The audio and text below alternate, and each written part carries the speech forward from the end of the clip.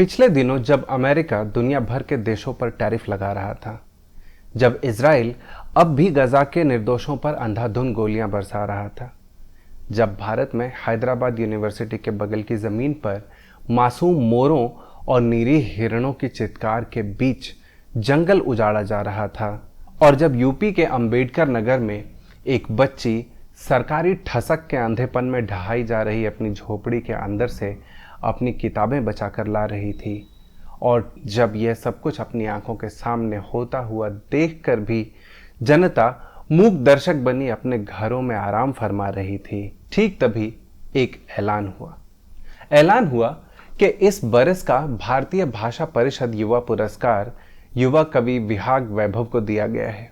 यह खबर आपको पहले बताई गई सभी खबरों में से जो सबसे छोटी खबर है उससे भी छोटी लग सकती है, मगर हमारे देश की वर्तमान हिंदी कविता में मैं इसे सबसे बड़ी खबरों में से एक मानता हूं। इसलिए कि आज की तारीख में बहुत सारे ऐसे कवि हैं जो सत्ता पक्ष की लगाई हुई देशभक्ति की फर्जी सुतली से चिंगारी लेकर या फिर महबूबा के गेसू से लेकर मां की ममता पर सतही कविताएं लिखकर सोशल मीडिया पर बवाल काटे रहते हैं, पर उनकी कविताओं में सामाजिक परिस्थितियों के सच का एक कतरा नहीं मिलता। मैं इन कवियों या उनकी कविताओं को सतही मानने से ज्यादा यह मानता हूं कि ये लोग और उनकी कविताएं दरअसल हमारे देश, समाज और उसके लोगों के साथ बड़ा धोखा कर रहे हैं, जैसा कि हमारे देश की मीडिया कर रही है। यह वक्त कविताओं को जन जागरण के सबसे मजबूत हथियारों में से एक बनकर उठ खड़े होने का है, और विहाग को उनके कविता संग्रह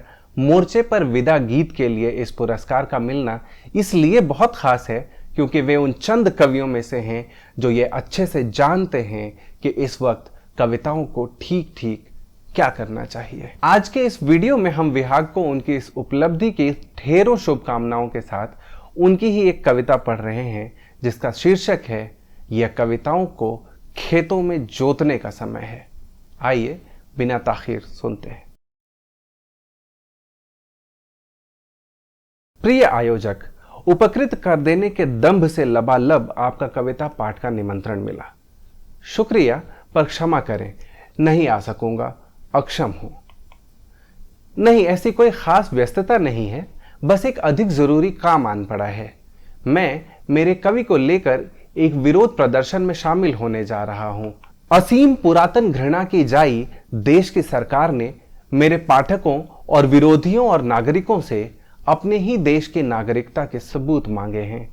मेरा एक पाठक बेघर है जिसके पुरखों को पिछली सरकार ने गोकशी के संदेह में कत्ल कर डाला था। मुझे उसके लिए जाना होगा।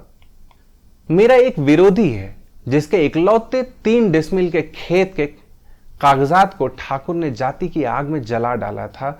मुझे उसके लिए जाना होगा। एक और शख्स है जिससे मनुष्यता के अलावा कोई अतिरिक्त रिश्ता नहीं है। एक और शख्स है जिससे मनुष्यता के अलावा कोई अतिरिक्त रिश्ता नहीं है। वह मुंबई, कोलकाता, सूरत, नोएडा, कानपुर, बनारस, हैदराबाद कहीं भी आपको दिख सकता है।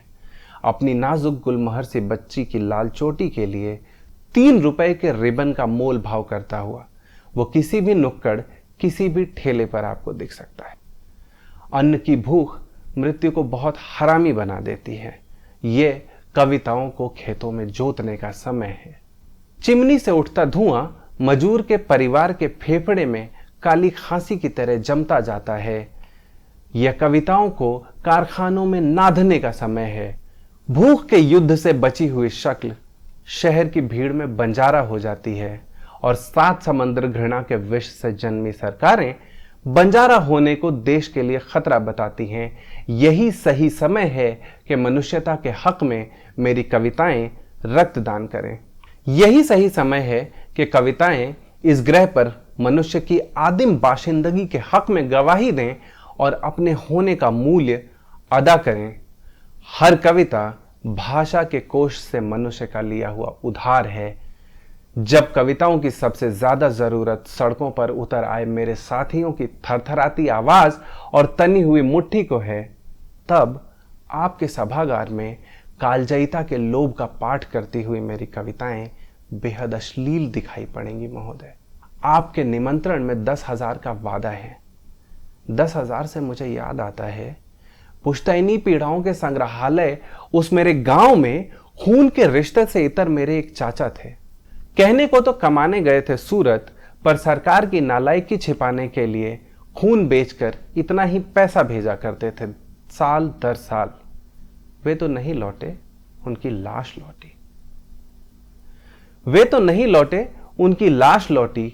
उनकी 8 साल की बेटी को चीख चीख कर धरती की छाती फाड़ते हुए मैंने देखा था श्रीमान। मनुष्य के खून के साथ इससे भद्दा मजाक क्या हो सकता है महोदय। धार्मिक परिभाषाओं के इतर आत्मा नाम की एक चीज होती है। इससे पहले कि मेरा ईमान मेरी आत्मा को 70 चाकू गोद कर मार डाले, मुझे इस शांति मार्च में जाना होगा। मुझे हर उस विरोध मार्च में जाना होगा जहां कविताओं के बाहर इंसान का निचाट बदन लाठीचार्ज झेल रहा है। जैसा कि पिछली सदी के एक कवि ने कहा था, मनुष्य कविताओं फविताओं से बहुत बड़ा है श्रीमान। मनुष्य कविताओं फविताओं से बहुत बड़ा है श्रीमान। मनुष्य कविताओं से बहुत पहले का है। वह कविताओं के बहुत बाद तक रहेगा। यही सही समय है, यही सही समय है कि मैं अपने कवि को लेकर खेतों में नध जाऊं, सड़कों पर उतरूं और सरकार से लड़ जाऊं। फिर फर्क नहीं पड़ता जीतूं या मर जाऊं। साथियों, उम्मीद है कि आपको आज की हमारी प्रस्तुति पसंद आई होगी। अपने विचार हमें कमेंट करके बताना मत भूलिएगा। आपसे निवेदन है कि हमारे वीडियो को देखने और लाइक करने के बाद चैनल को सब्सक्राइब भी कर लें, ताकि हम 2000 सब्सक्राइबर्स के अपने छोटे से लक्ष्य को हासिल कर सकें। विहाग की यह कविता मैंने हाल ही में प्रकाशित उनके कविता संग्रह मोर्चे पर विदा गीत से लेकर पढ़ी है। अगर आप भी इस किताब को खरीदना चाहते हैं तो नीचे वीडियो के डिस्क्रिप्शन में किताब का लिंक भी दिया हुआ है।